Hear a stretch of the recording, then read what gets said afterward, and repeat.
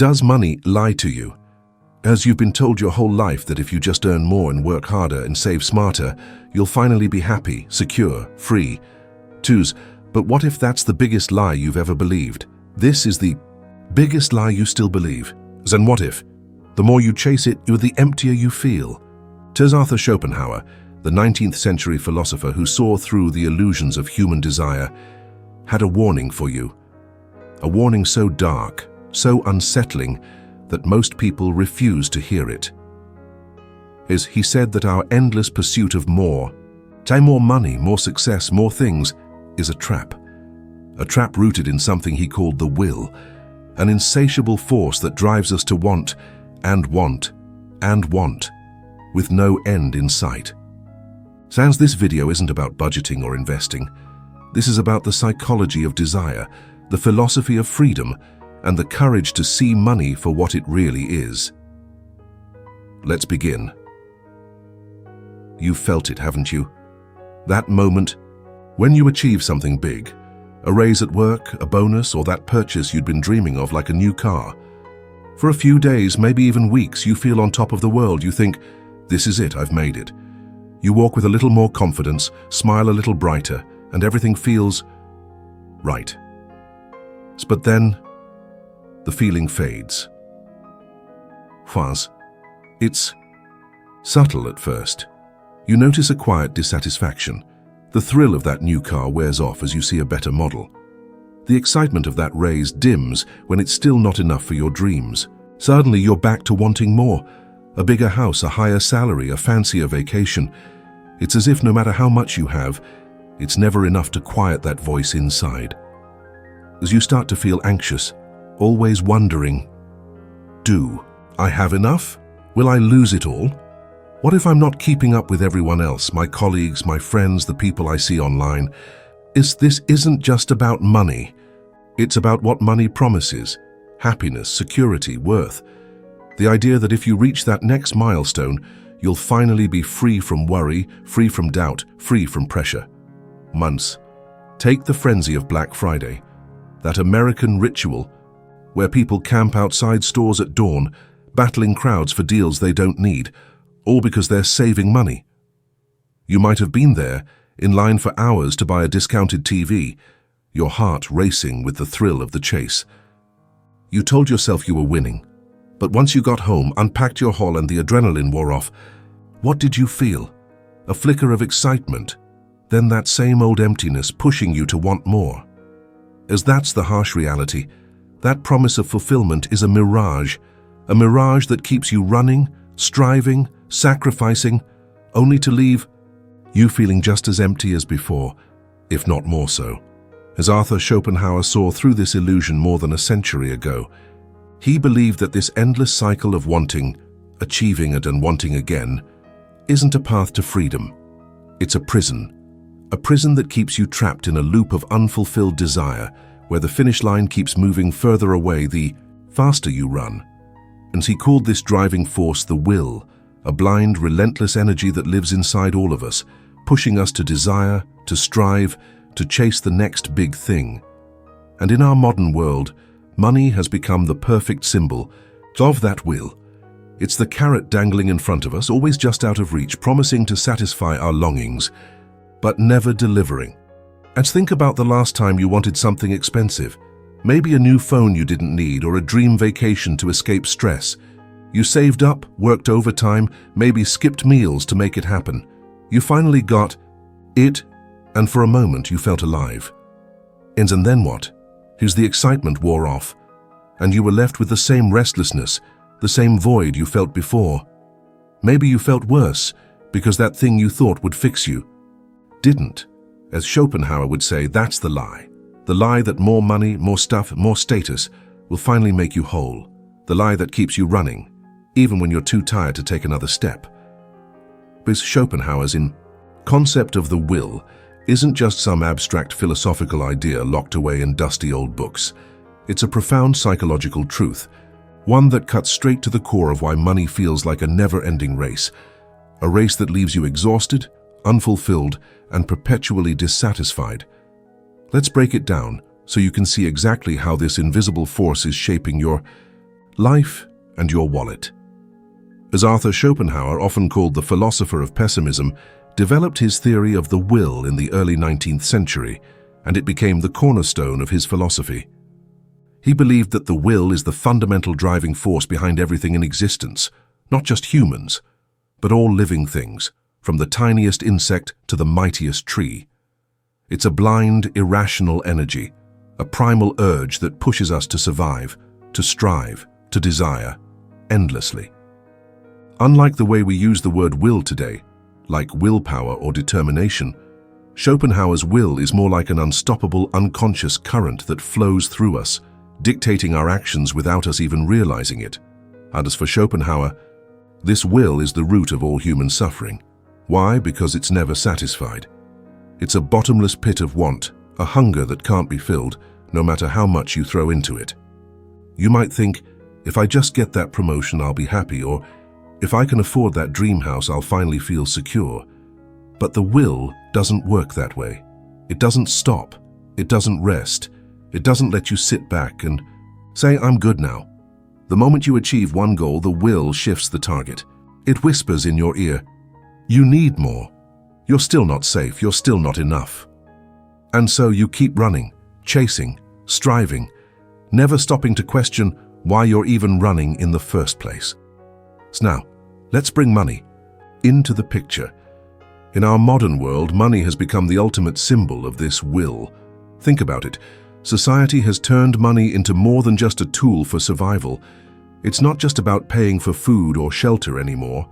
Money has become the yardstick by which we measure our happiness, our success, our very worth as human beings. We're taught from a young age that money equals freedom, that money equals security, that money equals love, admiration, respect. We're told, if you just have enough money, all your problems will disappear, you'll finally be happy. But Schopenhauer would call this a cruel illusion. He'd say that the more you chase money as a path to happiness, the more you're actually chasing suffering. Why? Because money, as an expression of the will, can never truly satisfy you. It's a mirage, a shimmering promise on the horizon that vanishes the closer you get. You might earn that six-figure salary you always dreamed of, but the moment you do, the will moves the goalpost again. Now you need $1 million. Now you need a yacht. Now you need to outdo your neighbor, your colleague, that influencer you follow online. The will keeps you on a treadmill, running faster and faster, but never arriving anywhere that feels like home. As this is the lie of money that Schopenhauer saw so clearly, the lie that more money will finally make you whole, that it will silence the restlessness inside you, that it will give you the peace you've been craving. But the truth is, the will doesn't care about your peace. It only cares about keeping you wanting forever. And as long as you buy into this lie, you're trapped in a cycle of suffering, a cycle that money can't break no matter how much of it you have. Let's take a step back and look at this through a real-world lens. Think about billionaires, people who have more money than they could ever spend in a lifetime. You'd think they'd be the happiest people on earth, right? But so many of them aren't. They still chase more wealth, more power, more status. They live in fear of losing what they have, or they feel empty despite having it all. Why? Because the will doesn't stop for them either. It doesn't care if you have $1 million or $1 billion. It's insatiable. And if billionaires can't escape this cycle, what does that mean for the rest of us? This is where Schopenhauer's warning gets really dark. He believed that as long as we let the will drive us, as long as we let money be the thing we chase to fill the void, we're doomed to a life of quiet misery, a life where we're always running, always wanting, always suffering, and never truly living. As the cost of believing money's lie isn't just a fleeting feeling of emptiness after a big purchase. It's not just the disappointment when that new gadget or vacation doesn't live up to the hype. The cost runs deeper. It's emotional, relational, and existential. It chips away at your life until you barely recognize who you've become in the chase. Let's see what this lie is really doing to you, and what it's taking from you. When you buy into the idea that money will make you happy, you're chasing an illusion that Schopenhauer's will keeps out of reach, and the more you chase, the more you sacrifice. Let's start with the emotional toll. Think about how much stress the pursuit of money brings. You're constantly worried about having enough, earning enough to keep up with the cost of living or others' expectations. You lie awake at night, running numbers in your head, wondering if you'll ever retire or if one wrong move, a medical emergency, a job loss, will ruin everything. That anxiety isn't a passing thought. It's a weight you carry every day, draining your energy and joy. And then there's the relational cost. How many times have you sacrificed time with loved ones because you were chasing money? Maybe you missed your child's school play to work late. Maybe you cancelled dinner with a friend because you were exhausted from a grueling work week. Or maybe you've argued with your partner, tense arguments, because you're both stressed about finances, and that stress spills into your relationship. The will doesn't care about connections, it only cares about the chase. And in that chase, you prioritize money over the moments that matter.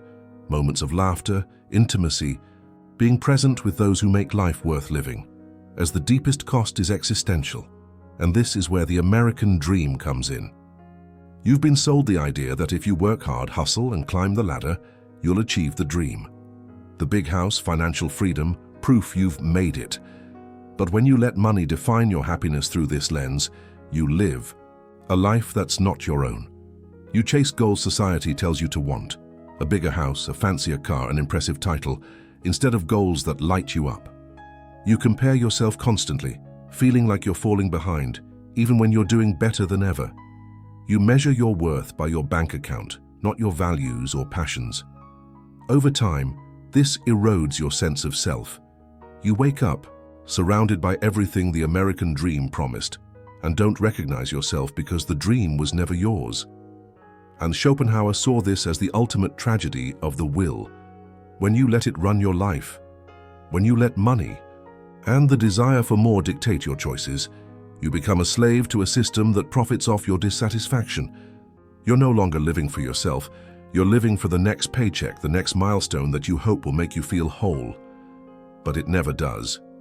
The will keeps moving the finish line, and you keep running, sacrificing your health, relationships, authenticity, all for a promise that was never meant to be kept. And here's the darkest part. This cycle doesn't just affect you, it affects everyone around you. Your stress becomes their stress, your absence becomes their loneliness, your disconnection becomes their distance. The lie of money doesn't just trap you, it traps the people you love too, pulling them into a web of unfulfilled desire and quiet suffering. So what happens if you keep living this way? What happens if you keep believing the lie?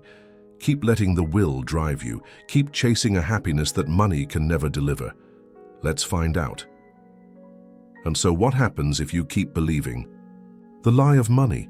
If you keep letting Schopenhauer's will drive your choices, your days, your entire life? What happens if you continue to chase happiness through a bigger paycheck, a shinier car, a more impressive title, only to find that the void inside you keeps growing, no matter how much you achieve? Let's look at the long-term impact of living this way, and why breaking free might be the most important decision you ever make. As if you stay on this treadmill, the first thing you'll notice is how much heavier the emotional weight becomes over time. That anxiety you feel about money, the constant worry about whether you have enough, whether you're doing enough, whether you're falling behind, doesn't go away. It grows. It becomes a constant hum in the background of your life, a noise you can't escape. You might start to feel more irritable, snapping at your loved ones over small things because you're so stressed about finances. You might feel a deep, unshakable restlessness, a sense that something's missing, even when everything looks perfect on the outside. Over months, years, decades, this anxiety can turn into something darker: burnout, depression, a pervasive sense of hopelessness that no amount of money can fix. You might have more in your bank account, but inside you feel poorer than ever. As the relational impact is just as devastating. The more you prioritize money over connection, the more isolated you become. You might not even notice it at first. You're too busy working late, taking on extra projects, hustling for that next big win.